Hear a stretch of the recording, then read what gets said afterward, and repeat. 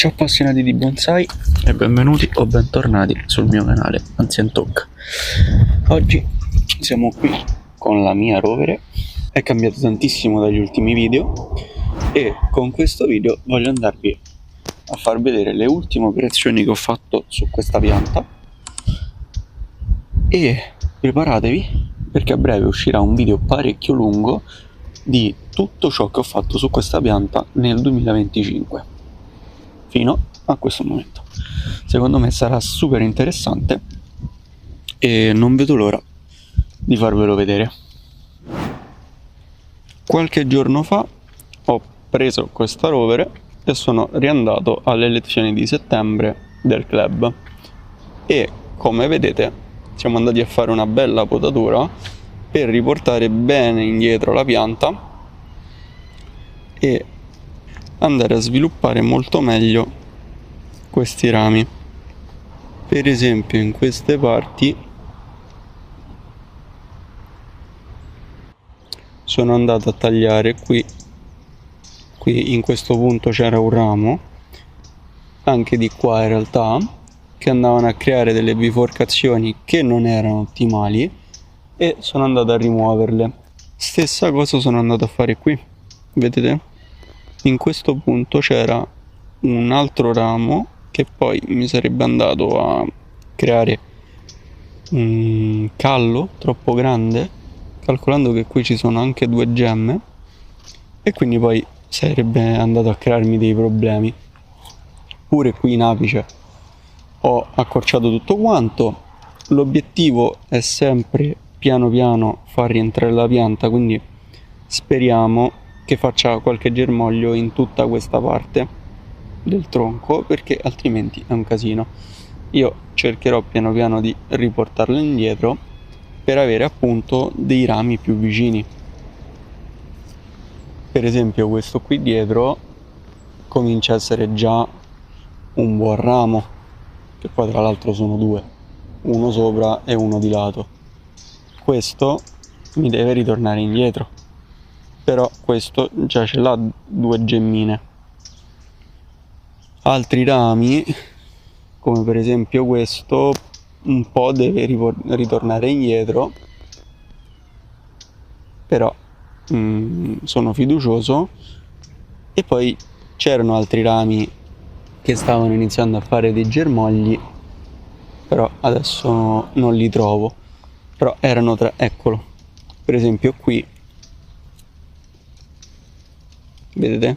C'è uno qui e in realtà un altro qua su, se non sbaglio.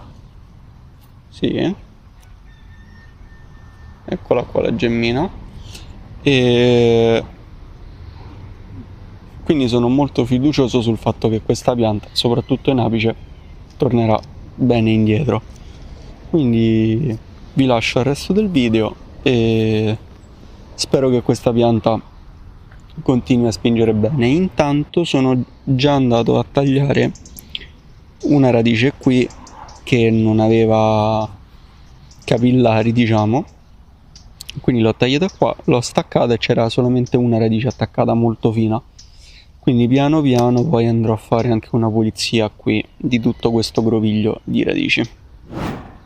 Eccoci qua ritornati, come vedete siamo al 7 gennaio e la pianta ancora non ha perso le foglie, le sta ingellendo adesso. Molto probabilmente dovrò defogliarla, ma la cosa positiva è che questo weekend andrò al club, quindi la lascio così per ora, me la porto lì al club, così mi faccio dire bene dal maestro se devo defogliarla, dove dobbiamo potarla, visto che qualche nuovo germoglio indietro l'ha fatto, soprattutto per esempio qua su e in altri punti, ma qualcosa vi avevo già fatto vedere nella parte precedente del video. Quindi